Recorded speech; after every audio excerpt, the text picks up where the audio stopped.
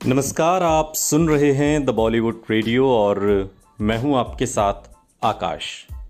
दोस्तों, आपने इतने दिनों तक हिंदी फिल्म इंडस्ट्री के पहले सुपरस्टार राजेश खन्ना के किस्से सुने, लेकिन आज से हम आपको उसी तरीके से रेखा की कहानी सुनाएंगे। और आज रेखा की कहानी का पहला ये पॉडकास्ट है और शुरुआत होती है इसकी देश की राजधानी दिल्ली से। ये 1990 का दशक है। बदलाव चूंकि समय का संस्कार होता है और एक इल्ली वक्त के साथ खूबसूरत तितली में बदल जाता है। मद्रास कॉस्मोपॉलिटन चेन्नई बन जाता है, मुंबई में तब्दील हो जाता है और भानु रेखा गणेशन ग्लैमरस रेखा बन जाती हैं। कहने को सब अपनी जड़ों से दूर हैं, लेकिन फिर भी मूल रूप से मानो सब कुछ वहीं थमा हुआ है, मानो कुछ भी बदला ना हो। हम इन सब शहरों में जाएंगे क्योंकि यहाँ अतीत की कहानियां कैद हैं। कहानियां उस शख्सियत की जिसकी जिंदगी, जिसके प्यार के चर्चे पिछले 4 दशक से थमने का नाम नहीं लेते। मगर सबसे पहले हम आपको लेकर चलेंगे दिल्ली, क्योंकि यही वो शहर है जहां से वो अमर पक्षी की तरह राख से उठ खड़ी हुई। ये रेखा की कहानी है। ये देश में उदारीकरण से कुछ साल पहले की बात है। दिल्ली के जो एलीट क्लास था, जो अमीर वर्ग था, दरअसल वो दक्षिणी दिल्ली के छतरपुर की तरफ अपने पांव पसारने शुरू कर चुका था। 80 के दशक के आखिर के सालों में अगर आप कुतुब मीनार के आगे बढ़कर गदईपुर की तरफ ड्राइव करते हुए जाते तो एक सुनसान सड़क से होते हुए आपकी नज़रें कई फार्म हाउस से गुजरती। जमीन के बड़े बड़े टुकड़ों पर बनी कई महलनुमा कोठियां, फार्म हाउस, और इन्हीं में से एक फार्म हाउस का नाम था बसेरा। इसका गेट खुलते ही आप मानो एक दूसरी दुनिया में पहुंच जाते थे। ये सपनों का घर था, खूबसूरत पत्थर और शीशे की कारीगरी से लबरेज, पहाड़ पर बना हुआ। यह आलीशान फार्म हाउस चारों तरफ से घने पेड़ों से घिरा हुआ था। यह घर था मुकेश अग्रवाल का। एक मध्यवर्गीय बनिया परिवार में जन्मे मुकेश ने 13 साल की उम्र में ही पढ़ाई छोड़ दी थी। कई साल तक वो छोटे मोटे काम करता रहा और फिर 1970 के दशक के अंत में 24 साल की उम्र में मुकेश ने एक कंपनी की नींव रखी। ये कंपनी हॉटलाइन ब्रांड के नाम से किचन का सामान बनाती थी। मुकेश के अतीत के पन्ने पलटते हुए मुकेश के दोस्त रहे रिटायर्ड आईपीएस अफसर नीरज कुमार से एक मुलाकात होती है और इस किस्से में इस मुलाकात का बहुत अहम किरदार है।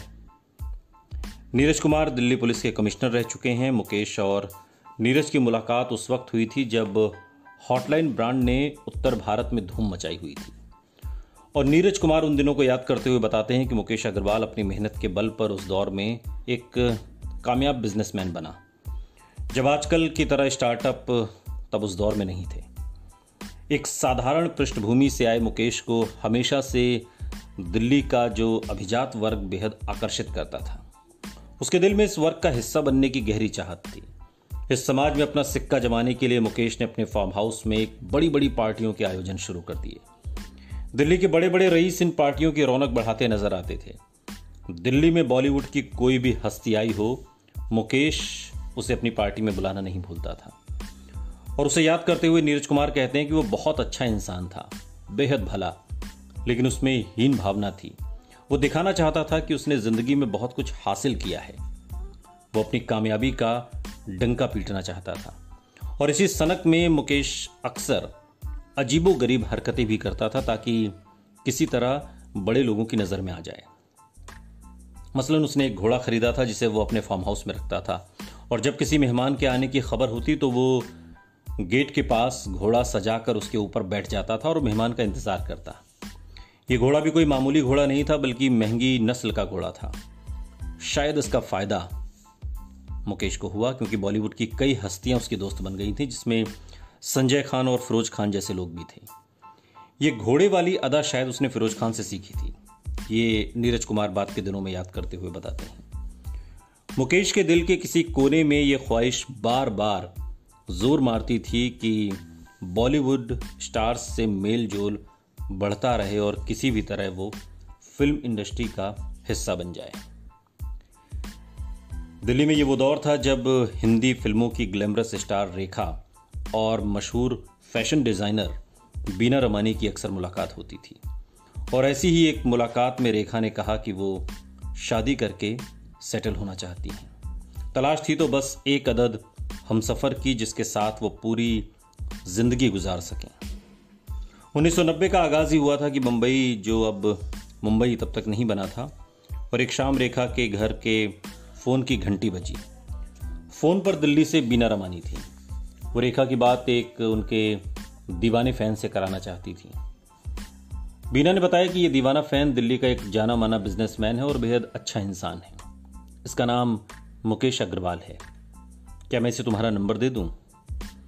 रेखा ने अपना नंबर देने से मना कर दिया, लेकिन खुद बीना से मुकेश का नंबर ले लिया। उन लम्हों में शायद रेखा को ज़रा भी अंदाज़ा नहीं था कि ये फ़ोन कॉल उनकी ज़िंदगी को हमेशा के लिए बदल कर रख देगी। रेखा की ज़िंदगी की तरह ही मुकेश के जीवन की कहानी भी फिल्मी थी। रेखा की तरह ही मुकेश को भी कभी एक सही हमसफ़र नहीं मिल सका था।